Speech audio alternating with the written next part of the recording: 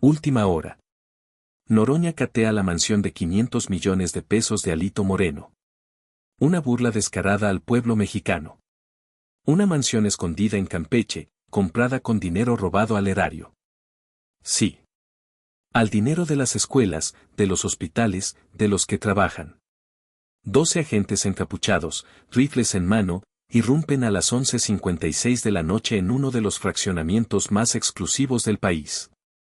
Rompen la puerta, entran sin pedir permiso y lo que encuentran al otro lado es grotesco.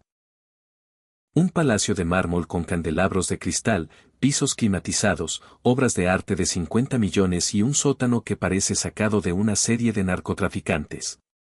Pero no es de un narco, es de Alejandro Alito Moreno, es gobernador de Campeche y actual dirigente nacional del PRI.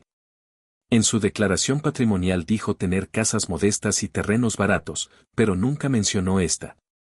Una casa con cine privado, albercas climatizadas, elevador interno y una cochera subterránea para 50 autos de lujo. Todo pagado según la fiscalía con contratos inflados, empresas fantasma y dinero triangulado a nombre de su propio hijo. Un niño de 8 años. Sí, 8 años firmando como dueño de una constructora que recibió 22.000 millones de pesos durante el gobierno de su padre. ¿Dónde estaba esa constructora? En una notaría corrupta que hoy ya no existe. Y el notario huyó a España hace 2 años antes de que pudieran tocarlo. Pero esa noche, la del cateo, todo se vino abajo. Noroña y su equipo de inteligencia financiera lograron lo impensable, rastrear la propiedad oculta a través de un documento escolar, una dirección filtrada por una exdirectora de primaria, una simple hoja que desató el escándalo político más explosivo del sexenio. Que no solo encontraron oro, no solo encontraron efectivo o encontraron nombres, fechas y algo más. Una red criminal que toca jueces, empresarios, policías y exfuncionarios de alto nivel. Y todo está firmado por Alito Moreno. La descripción de la mansión y el operativo en Campeche. Campeche no dormía. La humedad de diciembre pegaba en la piel como aceite caliente. Los ventanales de la mansión estaban cerrados, las luces apagadas, pero adentro el lujo respiraba solo. 4 albercas, una con fondo de piedra volcánica, otra con paredes de cristal templado, una más en el techo junto a un jacuzzi de hidromasaje y al fondo una sala de cine insonorizada con butacas italianas y un proyector de alta gama. No había nadie, ni guardias, ni cámaras activas, solo los pasos lentos de los agentes caminando por pisos de mármol blanco, mirando cuadros valuados en millones. Era como caminar en el interior de una mentira demasiado perfecta. Afuera, las urban blindadas esperaban en silencio. La calle, completamente cerrada por el equipo táctico de Noroña, parecía detenida en el tiempo. El cielo anunciaba tormenta y los vecinos, enmudecidos detrás de cortinas caras, solo atinaban a grabar con el celular. El cateo fue autorizado por la Suprema Corte en tiempo récord, menos de 4 horas después del hallazgo que lo cambió todo, porque ese mismo día un reporte de inteligencia financiera llegó a manos de Omar García Noroña y el resto fue reacción inmediata. El descubrimiento de la empresa fantasma a nombre del hijo. El documento revelaba lo imposible. Una constructora con contratos por 22.000 millones de pesos. Pero no a nombre de Alito, a nombre de su hijo, un niño que en 2016 apenas tenía 8 años. Como un niño funda una empresa constructora, como firma actas notariales y como factura miles de millones. La respuesta es simple y brutal, no lo hizo. Fue usado como prestanombres. Y todos lo sabían. La notaría que firmó los papeles ya no existe. Cerró misteriosamente en 2021. Pero el notario público que autorizó la creación de la empresa huyó a Madrid, España hace exactamente 2 años. No fue un error, fue un escape. Y ahí comenzó todo. Una dirección, un número telefónico en el expediente escolar de uno de los hijos, un pago de colegiatura hecho desde una cuenta de la misma empresa fantasma. La pista no vino de Hacienda, vino de una exdirectora de primaria. Esa mujer en su declaración dijo una sola frase que heló la sangre de los investigadores. Ningún niño vive ahí. Esa casa nunca recibió a nadie, pero aparecía en todos los documentos. El ingreso al cateo y los primeros hallazgos. 11:56 de la noche, cielo cerrado, lluvia fina y un silencio que pesaba como plomo en el fraccionamiento. El convoy llegó sin sirenas, 3 Suburban negras blindadas con vidrios polarizados. En el asiento trasero de la unidad central, un agente sostenía el sobre con la orden de cateo urgente sellada y firmada por la Suprema Corte. La instrucción era clara. Entren, revisen todo, documenten cada objeto y si hay evidencia, asegúrenla. 12 agentes de élite encapuchados con rifles largos y chalecos tácticos descendieron en formación cerrada. Uno revisó la cerradura, otro colocó un ariete metálico, un tercero cronometró el ingreso. A las 11:58 la puerta principal voló en 1000 astillas. Adentro no había nadie, solo el eco de las botas contra mármol, el zumbido de los sensores apagados y el olor penetrante de madera cara, cuero nuevo y pintura fresca. El clima artificial hacía parecer que era de día. El aire acondicionado estaba encendido. Las luces se activaban por movimiento. Pero lo que comenzó como un cateo silencioso, pronto se convirtió en otra cosa, porque al ingresar a la oficina privada ubicada al fondo de la mansión, encontraron lo imposible. Un salón rectangular con muros revestidos de caoba, libreros empotrados, un escritorio de diseño italiano y una bóveda escondida detrás de un espejo. En el centro, un mapa antiguo de Campeche cubierto por una lámina de cristal y debajo del mapa carpetas, decenas con nombres, con firmas, con fechas y con algo más las claves de toda una red de desvío de recursos. El agente que abrió la primera carpeta tembló. Eran actas de adjudicación directa, contratos millonarios, firmas de jueces, empresarios y exfuncionarios del gabinete de Alito Moreno. Cada documento era una trampa, cada hoja una línea directa al crimen. Y en un cajón del escritorio protegido con huella digital estaba la joya más peligrosa de todas, un diario fechado entre 2015 y 2019 escrito a mano con iniciales, códigos, montos y palabras que pusieron al equipo en alerta máxima. Entre las anotaciones, una frase subrayada en rojo. La instrucción fue clara, que el dinero regrese disfrazado. Afuera la lluvia se volvió tormenta. La Suburban encendieron luces y Noroña desde su oficina en Ciudad de México recibió el primer informe preliminar. Solo dijo 4 palabras, activen protocolo sombra. Ya. Mientras los agentes revisaban sala por sala, mientras la lluvia golpeaba los ventanales, como si el cielo también estuviera furioso. El contraste social y los lujos encontrados. Afuera, al otro lado del país, una madre contaba monedas para pagar la colegiatura de su hijo. Doña Gloria gana 3,000 pesos al mes limpiando oficinas en Tlalpan. Viaja 3 horas al día, come lo que puede y aún así nunca ha fallado con la mensualidad porque según ella lo único que le puede dejar a su hijo es la educación.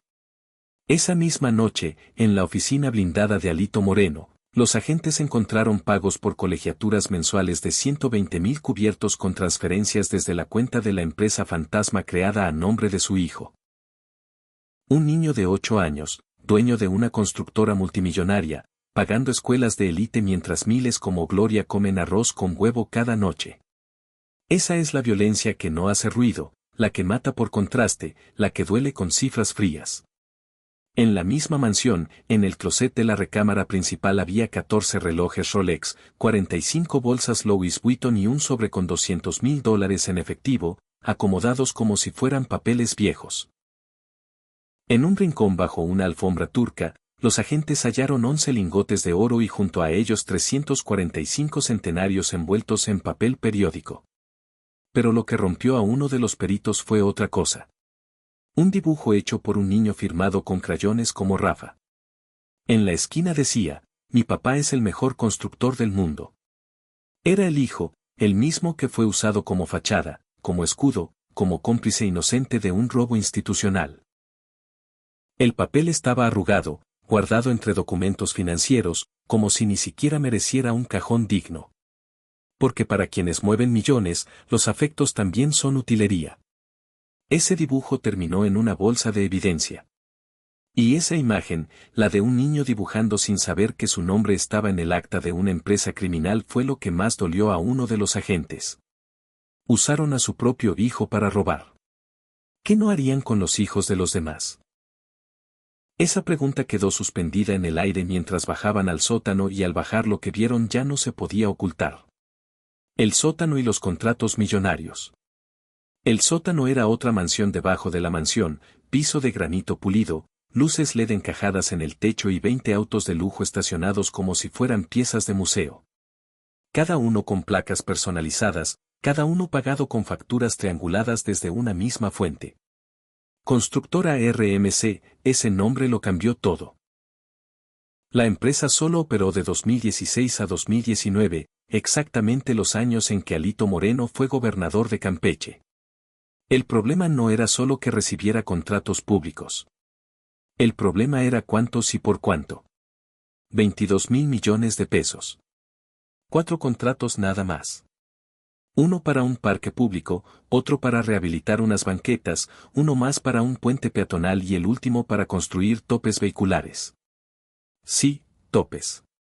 22.000 millones para topes.